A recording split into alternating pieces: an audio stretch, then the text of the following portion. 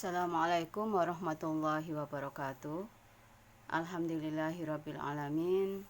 Untuk pembelajaran subtema yang kedua, kita mulai pada pagi hari ini, yaitu materi bahasa Indonesia yang Ustadzah jelaskan pada pertemuan pagi hari ini adalah mengenai kalimat efektif. Kalau minggu kemarin Ustadzah sudah menjelaskan untuk mencari informasi kita bisa menggunakan kata tanya mulai dari apa, siapa, mengapa, bagaimana, kapan, dan di mana.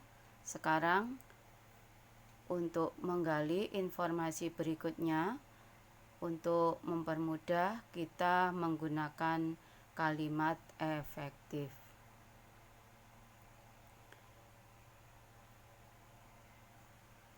Ada yang mengartikan secara sederhana, kalimat efektif itu kalimat yang tidak berbelit-belit atau membingungkan pembaca.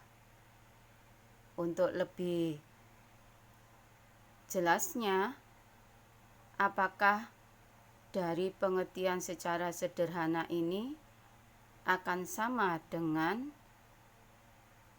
pengertian kalimat efektif menurut PUEBI.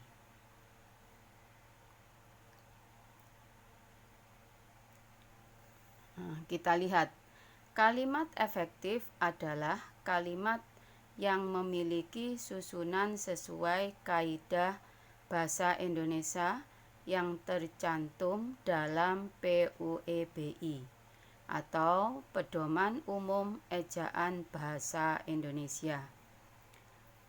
Dalam kalimat efektif ini harus memiliki susunan yang berurutan, ada subjek, predikat, objek, dan keterangan. Baru kalimat itu disebut dengan kalimat efektif. Perhatikan ciri-cirinya. Suatu kalimat disebut dengan kalimat efektif. Yang pertama, memiliki unsur penting atau pokok, minimal unsur itu ada subjek dan predikat. Yang kedua, menggunakan struktur bahasa yang tepat. Yang ketiga, memenuhi kaidah ejaan yang berlaku. Yang keempat, menggunakan pilihan kata atau diksi yang tepat sesuai kebutuhan.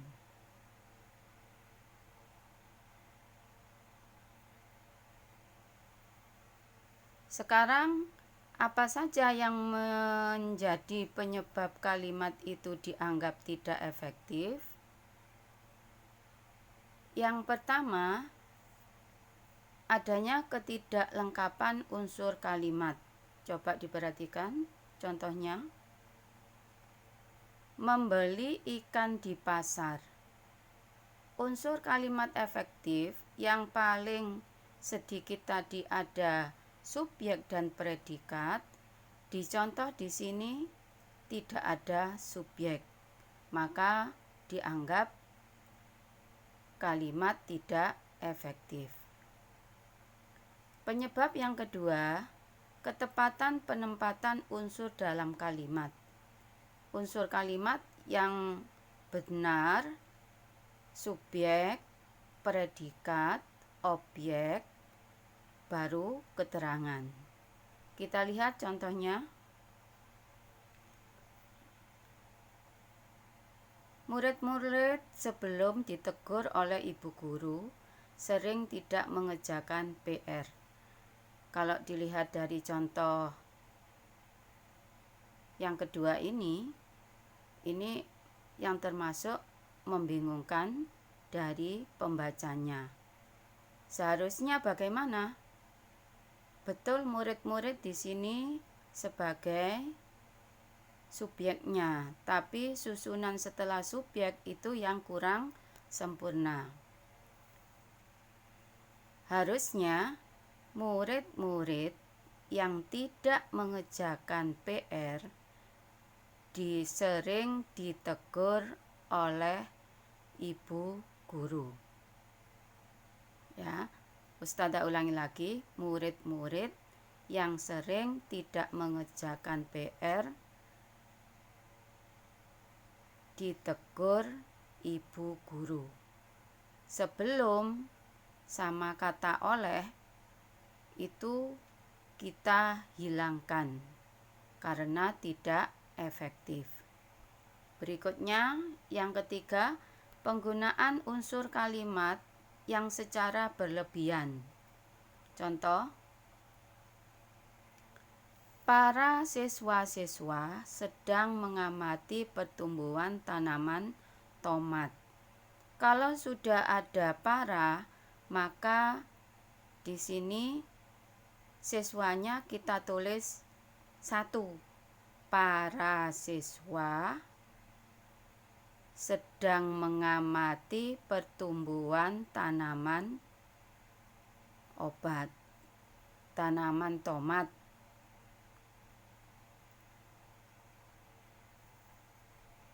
Atau bisa juga siswa-siswa sedang mengamati pertumbuhan tanaman tomat. Sekarang perhatikan contoh kalimat berikut. Ini nanti yang harus kalian kerjakan sama seperti contoh yang ada di media pembelajaran kali ini. Perhatikan, kalian nanti harus menentukan mana subjeknya, predikatnya, objek, dan keterangan. Keterangan ini bisa keterangan tempat atau keterangan waktu. Kita lihat, Insinyur Soekarno dan Dr. Andes Muhammad Hatta ini menempati sebagai subjeknya. Memproklamasikan predikat kemerdekaan Indonesia, objek, di Jakarta, keterangan. Ini tugas untuk kalian. Coba ada satu kalimat, nanti kalian kerjakan sama dengan contoh yang sudah Ustadzah jelaskan tadi.